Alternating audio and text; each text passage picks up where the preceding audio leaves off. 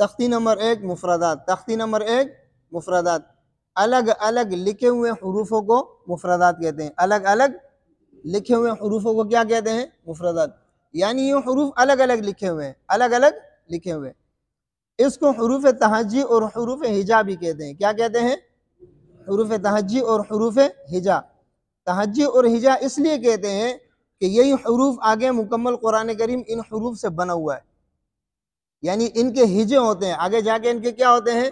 ان حروف کے ہجے ہوتے ہیں۔ یہ بات یاد رکھنا کہ ایسے نہ ہو کہ آپ یہ سوچ لیں کہ الف با تا ثا کے ہجے ہوتے ہیں، اس تختی میں ہجے نہیں ہوتے ہیں، لیکن ان حروف کے آگے جا کے ہجے ہوتے ہیں، آگے جا کے کیا ہوتے ہیں؟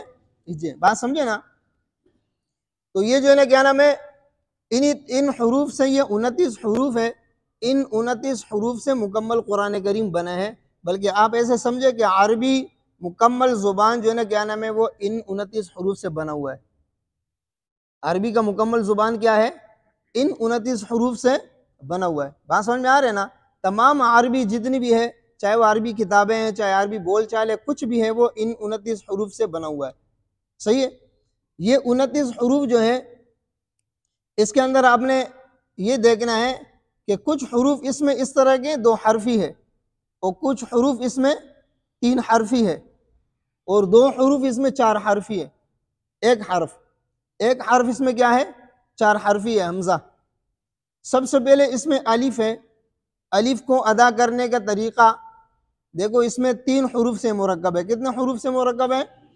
حمزہ، لام اور فا، حمزہ، لام اور فا۔ ہم نے اس میں یہ کرنا ہے کہ اس میں حمزہ جو ہے اس کو ہم نے سختی سے پڑھنا ہے، لام کے نیچے زیر ہے، زیر کو ہم نے کیا کرنا ہے؟ باریک پڑھنا ہے، اور فا اس میں ساکن ہے، اس کو ہم نے واضح کرنا ہے۔ کیا کرنا ہے؟ واضح۔ تو کس طرح پڑھیں گے؟ الف، حمزہ کو سختی سے، الف۔ سمجھ میں آئے نا؟ ایک بات آپ کو اور بتاؤں، یہ الف جو ہے نا، اس پر ایک سوال بھی ذہن میں آتے ہیں۔ سوال یہ آتا ہے کہ یہ الف، یہ تو الف نہیں ہے۔ اب آپ با پڑھیں، با کے اندر جو ہوا آ رہی ہے نا، یہ الف کی ادائیگی ہے۔ با کے اندر جو با کے بعد جو الف ادا ہو رہا ہے، با، یہ با کے بعد جو الف ادا ہو رہے ہیں نا، یہ الف ہے نا۔ تو یہ کیسے الف ہوا؟ یہ تو 3 حرفوں سے مرکب ہے، حمزہ، لام اور فا سے مرکب ہے۔ کس سے مرکب ہے؟ حمزہ، لام اور فا سے مرکب ہے۔ تو اس میں تو حرف مدہ نہیں ہے، الف تو حرف مدہ ہے۔ الف کا مخرج ہے کہ جوف دہن سے ادا ہو جائے۔ کہاں سے ادا ہو جائے؟ جوف دہن کا مطلب یہ ہے، یہ منہ کا خالی حصہ، یہ جیسے با کے بعد جو ہوا نکلتی ہے نا منہ سے، یہ الف کا مخرج ہے۔ با، دیکھا؟ تا کے بعد یہ ہوا جو نکلتی ہے، یہ الف کا مخرج ہے۔ تو یہاں پر الف، الف، حمزہ، لام، فا، اس میں الف مدہ ہے؟ نہیں ہے نا۔ تو اس کا جواب یہ ہے کہ یہ الف جو ہے مکتوبی ہے، ملفوظی نہیں ہے۔ یہ لکھنے میں الف ہے، ادا کرنے میں الف۔ یہ بات سمجھ میں آ رہی ہے؟ یہ آپ کو اس لیے بتایا تاکہ آپ کو جو ہے نا اگر کوئی سوال کرے تو آپ کے ذہن میں بات ہو۔ یہ الف کیا ہے؟ مکتوبی ہے، لکھنے میں آیا ہے۔ کس میں آیا ہے؟ لکھنے میں الف ہے، پڑھنے میں الف نہیں ہے، بلکہ الف کا نام ہے، الف۔ صحیح ہے نا؟ حمزہ، لام اور فا، حمزہ، لام اور فا۔ بات سمجھ میں آ رہا ہے؟ اس کے بعد ہے با۔ با کے اندر آپ دیکھیں، اس میں 2 حروف ہیں۔ کتنے حروف ہیں؟ ایک حرف ہے با، دوسرا حرف ہے الف۔ با کے اندر ہونٹوں کو سختی سے ملائیں گے، سختی سے، لیکن سختی کا مطلب یہ نہیں ہے کہ آپ کو دیکھنے والا دیکھے کہ یہ سختی سے ادا کر رہے ہیں۔ سختی کا مطلب یہ کہ آپ جب ادا کریں آپ کو خود محسوس ہو کہ میں سختی سے ادا کر رہا ہوں۔ سختی کا مطلب کیا ہے؟ آپ کو خود محسوس ہو کہ میں با کو سختی سے ادا کر رہا ہوں، دیکھنے والے کو محسوس نہ ہو کہ یہ با اس نے سختی سے ادا کیا، ایسے دبا کے ہونٹ، ایسے نہیں۔ بات سمجھ میں آ رہی ہے؟ دوسری بات، اس کے اندر الف ہے۔ اس کے اندر کیا ہے؟ الف ہے۔ الف میں چند قسم کی غلطیاں ہو سکتی ہے۔ وہ غلطیاں کیا ہے؟ سب سے پہلے آپ دیکھیں، با، زیادہ کھینچ لیا، یہ کیا ہے؟ غلطی ہے۔ صحیح ہے۔ دوسری غلطی، با بالکل نہیں کھینچا، ایک الف بھی نہیں کھینچا، یہ بھی کیا ہے؟ غلطی ہے۔ تیسری غلطی، بالکل الف کو ہم نے نیچے گرایا، با، اس طرح کر کے، بالکل یہ چھوٹ جو ہے اس کو امالہ صغرا کہتے ہیں۔ کیا کہتے ہیں؟ یہ تقلیل ہے۔ بات سمجھے نا؟ دیکھو ایک فتحہ ہوتا ہے، ایک امالہ ہوتا ہے اور ایک تقلیل ہوتے ہیں، یہ آپ یاد رکھنا۔ امالہ کہتے ہیں بے، بے، والضحی، ابقے، یہ امالہ ہے، کیا ہے؟ اور ایک ہوتے فتحہ، ابقا، ابقا، یہ فتحہ ہے، کیا ہے؟ فتحہ، اس کو فتحہ کہتے ہیں۔ اور ایک یہ تقلیل یعنی امالہ صغرا، ابقا، ابقا، نقا، نقے۔ اب سمجھ میں آیا؟ تو اس طرح آپ نے اس کو بچانا ہے، با، اس طرح نہیں کرنے، بات سمجھ میں آ رہے ہے نا؟ با، اس طرح با، صحیح ہے؟ کتنی قسم کی غلطی ہوں گی؟ 3۔ چوتھی غلطی یہ ہو سکتی ہے کہ ہم اس کے بعد ہا کی آواز پیدا کریں، با، یا اس کے بعد ہم حمزے کی آواز پیدا کریں، با، صحیح ہے؟ یا پھر اس کو ہم ناک میں پڑھیں، با، با، صحیح ہے؟ یا پھر جو ہے کیا نام ہے اس کے بعد ہم منہ بند کریں۔ دیکھو جب بھی الف آئے گا نا، الف کسی کلمے میں بھی، اس کے بعد منہ نہیں بند کرنا ہے۔ دیکھو آپ سنو، بام، میم بن گیا، یعنی ایک حرف زیادہ ہو گیا۔ دیکھیں بام، ایک حرف کیا ہوگا؟ تو یہ غلطی ہم نے بچوں میں دیکھنی ہے، یہ غلطی ہم نے خود بھی نہیں کرنی ہے اور بچوں میں بھی ہم نے دیکھنی ہے۔ سب سے پہلے میں نے کیا بتایا؟ زیادہ بھی نہیں کھینچیں گے، بالکل ناک کھینچنے سے بچانا ہے، ایک الف کھینچنا ضروری ہے، ہاں، اور پھر جو ہے کیا نام ہے اس کو جھکانا نہیں ہے الف کو، پھر اس میں جو ہے نا ناک میں آواز نہیں لے جانا ہے، الف کے بعد حمزے کی آواز نہیں پیدا کرنا ہے، الف کے بعد ہا کی آواز نہیں پیدا کرنا ہے، الف کے بعد ہونٹوں کو بند نہیں کرنا ہے۔ ایک اور بات، الف کو موٹا بھی نہیں کرنا ہے۔ الف کب موٹا ہوگا؟ جب موٹے حرف کے بعد الف آئے گا تو موٹا ہوگا، باریک حرف کے بعد الف آئے گا تو باریک ہوگا۔ ہاں، بات سمجھ میں آ رہی ہے؟ با، با، بو، بو، بو، یہ غلط ہے، یہ کیا ہے؟ بات سمجھ میں آ رہے نا؟ تو الف کو ہم کب موٹا کریں گے؟ جب موٹے حرف کے بعد آئے گا، اور موٹے حرف کے بعد نہیں آئے گا تو الف کیا ہے؟ بذات خود الف باریک ہے۔ الف موٹا کب ہوتا ہے؟ جب موٹے حرف کے بعد آتے ہیں۔ بات سمجھ میں آ رہی ہے؟ جیسے قال، قاف کے ساتھ الف موٹا ہوا کہ نہیں ہوا؟ ہوا نا؟ کانا، الف باریک ہوا۔ تو الف کب موٹا ہے؟ موٹے حرف کے بعد۔ تو با کے اندر ہم نے 2 حروف آپ کو بتائے۔ سب سے پہلے ہم نے با بتایا کہ با میں آپ نے سختی سے دونوں ہونٹوں کو ملا کے ادا کرنا ہے۔ اس کے بعد جو الف ہے، الف میں تقریباً 6-7 قسم کی 8 قسم کی غلطیاں میں نے آپ کو بتلا دی ہے۔ اس سے ہم نے جو ہے کیا نام ہے محفوظ رہنا ہے، اور بچوں میں بھی اس قسم کی غلطی سے ہم نے بچوں کو بھی دور رکھنا ہے۔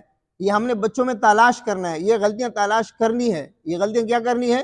جب آپ یہ تلاش کریں گے تو آپ کو پھر محسوس ہوگا کہ ہاں واقعی اس طرح کی غلطی ہو سکتی ہے، صحیح ہے؟ اس کے بعد یہ اس کا ایک الف کا مقدار ہے، دیکھیں ادھر، با، دیکھیں ادھر، با، بالکل جو ہے نا کہنا میں درمیانی حالت میں الف کو انگلی کھولنا یا درمیانی حالت میں بند کرنا، یہ الف کا مقدار ہے، کیا ہے؟ الف کا مقدار، صحیح ہے نا؟ تو اس کو ہم نے کیا کرنا ہے؟ اس کی تصحیح کرنی ہے، اس کو بار بار مشق کرنا ہے، ایک شیشہ لے کے اس کو خود بھی ہم جو ہے نا کیا نام ہے اس کی تصحیح کریں، اور جو ہے نا کیا نام ہے طلباء کو بھی ہم شیشہ پکڑائیں، طلباء کو بھی کیا کریں؟ شیشہ پکڑائیں، صحیح ہے؟ اس کے بعد لفظ تا ہے، تا کے اندر جو ہے نا جو بڑی غلطی ہوتی ہے وہ یہ ہے کہ زبان باہر نکالتے ہیں۔ دیکھیں ادھر، دیکھیں تا، تا، تا، یہ غلط ہے۔ تا کا مخرج یہ ہے کہ زبان، دیکھو یہ آپ اس کو زبان سمجھ لو، اس کو کیا سمجھ لو؟ یہ نو کے زبان ہے، اس کو رأس اللسان کہتے ہیں، صحیح ہے؟ اور یہ طرف اللسان ہے جو باریک دانتوں کے برابر ہے، اور یہ موٹے داڑوں کے برابر، اس کو حافت اللسان کہتے ہیں، کیا کہتے ہیں؟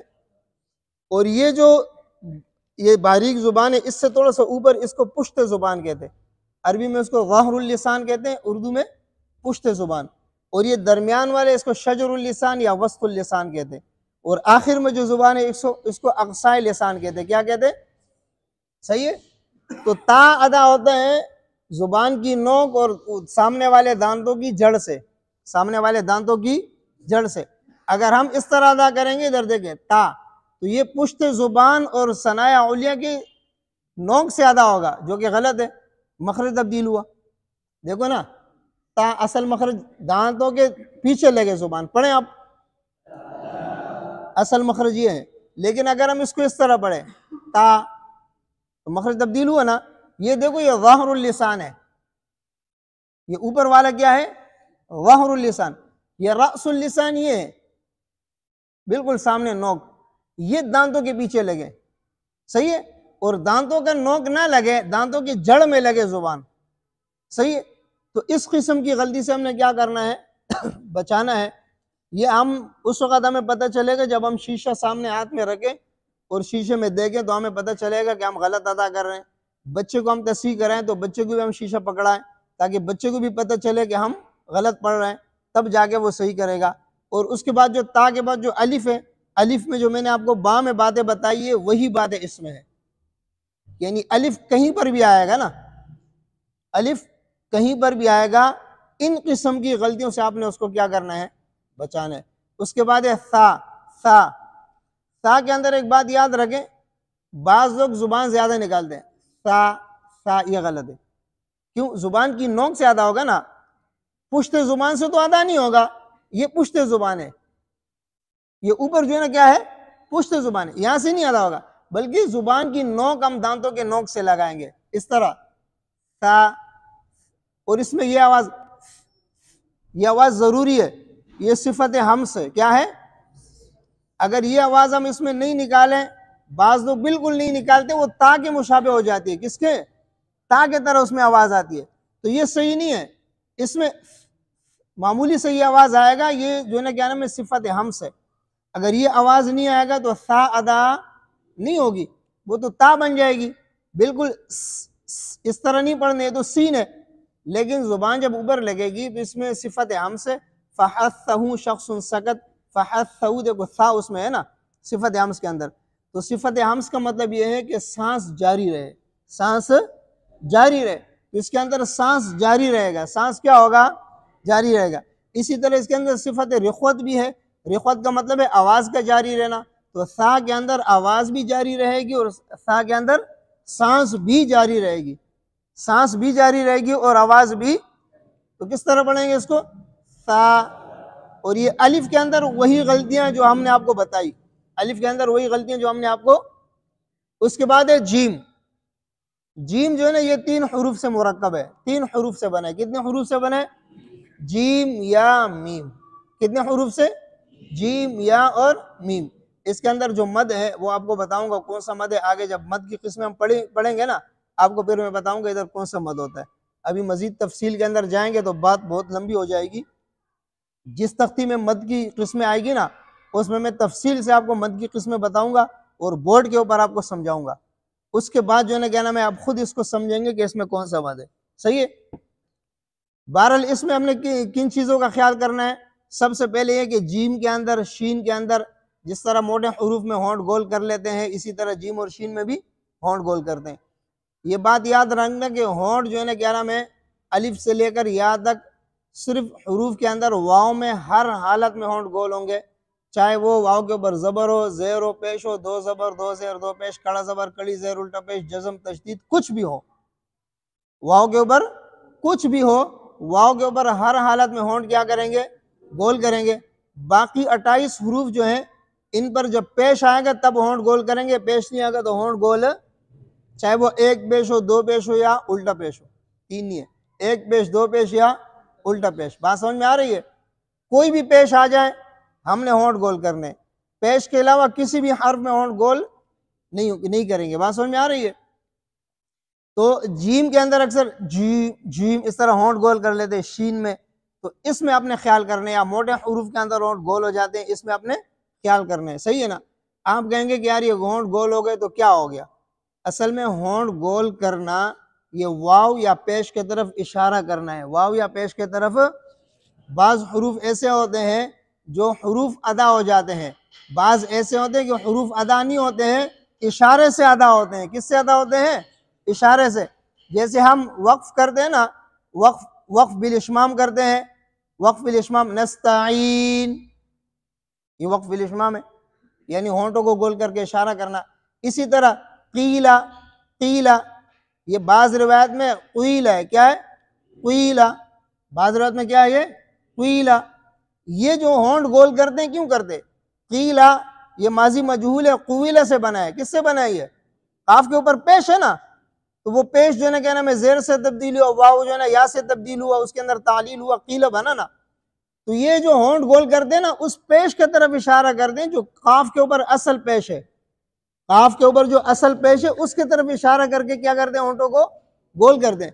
اگر ہم کسی حرف میں اپنے طرف سے ہونٹ گول کریں گے اس کا مقصد یہ ہوگا کہ یہاں پر کوئی پیش ہے، یہاں پر کیا ہے؟ ایسے تو نہیں ہے. تو اس وجہ سے جو ہے نا کیا نام ہے ہر جگہ ہونٹ گول کرنے کی ضرورت نہیں ہے. دوسری بات میں نے آپ کو بتایا کہ الف ناک میں چلا جاتا ہے، تو بعض لوگ کہتے ہیں ناک میں پڑھ لیا کیا ہوا؟ بھائی یہ بہت بڑی غلطی ہے. دیکھو دو قسم کی غلطیاں بڑی ہوتی ہے، ایک مخارج کی غلطی اور ایک صفات لازمہ کی غلطی. بات سمجھے نا؟ مخارج کی غلطی کو بھی لحن جلی کہتے ہیں، صفات لازمہ کی غلطی کو بھی لحن جلی کہتے ہیں. صحیح ہے نا؟ تو مخارج کی غلطی کیا ہے؟ ہم نے اگر حرف مدہ کا مخرج ہے جوف دہن منہ کا خلا یہاں سے ادا ہوتے ہیں نا، اگر یہ ہم ناک میں لے جائیں تو مخرج کیا ہو جائے گا؟ خیشوم بن جائے گا. مخرج تبدیل ہوگا کہ نہیں ہوگا؟ مخرج تبدیل ہوگا نا. تو حرف کا مخرج تبدیل کرنا چھوٹی غلطی ہے؟ بڑی غلطی ہے نا. حرف کا مخرج تبدیل کرنا چھوٹی غلطی تو نہیں ہے، بڑی غلطی ہے.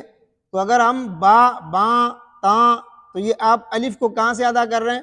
جوف دہن سے ادا کر رہے ہیں، جبکہ اس کا مخرج خیشوم ہے. تو مخرج تبدیل ہوا کہ نہیں ہوا؟ تو اس چیز کا خیال کرنا ہے. صحیح ہے نا؟ اسی طرح یہ جیم، لفظ جیم کے اندر ایک میم ہے، میم سے پہلے یا مدہ ہے، میم سے پہلے یا مدہ ہے. یا مدہ میں ناک میں آواز نہیں لے جانا ہے. اگر آواز ناک میں لے جائیں گے تو جوف دہن اس کا مخرج نہیں ہوگا بلکہ کیا بن جائے گا؟ خیشوم بن جائے گا، جو کہ غلط ہے. اصل مخرج اس کا کیا ہے؟ جوف دہن. جوف دہن منہ کا خلا، اس سے ادا ہوتے ہیں. الف واو یا تینوں حرف مدہ کہاں سے ادا ہوتے ہیں؟ جوف دہن سے. صحیح ہے. اور جیم کے اندر آخر میں میم ہے، اس میم کے اندر تھوڑا سا غنہ کریں گے. کیا کریں گے؟ دیکھیں نون ساکن یا نون تنوین یا میم ساکن، ان کے اندر جو ہے نا کیا نام ہے نون ہوتا ہے. کیا ہوتا ہے؟ میم ساکن کے اندر نون ہے، نون ساکن کے اندر نون ہے. نون تنوین میں بھی نون ہوتا ہے. نون تنوین میں بھی باد و زبر، بانون زبر نون ہے نا اس میں، وہ نون لکھنے میں نہیں آتا ہے، پڑھنے میں آتا ہے. اسی طرح میم ساکن ہے، میم ساکن کا، نون ساکن کا، نون تنوین کا، اس میں جو غنہ ہے یہ غنہ کا مخرج خیشوم ہے. کیا ہے؟ غنہ کا مخرج کیا ہے؟ خیشوم ہے. اب اس کے ذات کے اندر ایک غنہ پایا جاتا ہے، ایک غنہ صفات کی وجہ سے ہے، ایک اس کے ذات کی وجہ سے ہے. صفات کی وجہ سے جو غنہ ہے وہ ایک الف کی مقدار جو غنہ کرتے ہیں، کس کی وجہ سے؟ وہ صفات کی وجہ سے. کس کی وجہ سے؟ اور جو غنہ ہم بالکل معمولی کرتے ہیں یہ اس کے ذات میں ہوتا ہے. کس میں ہوتا ہے؟ مثال کے طور پہ یہ میم پہ اگر میں تھوڑا سا غنہ نہیں کرتا ہوں، آپ اس کو سنیں، جیب کیا بنا؟ با بنا. سنو، جیب کیا بنا؟ تو یہ غنہ اس میں ضروری ہوا کہ نہیں ہوا؟ پڑھیں، جیم، میم بنا نہیں بنا؟ یعنی اتنا غنہ کہ اس کے ذات کے اندر جو پائے جاتے اس کے ذات کو واضح کرے. ذات کو کیا کرے؟ اگر ذات کو واضح نہیں کرے گا تو حرف تبدیل ہو جائے گا. صحیح ہے؟ میرے خیال اتنا کافی ہے.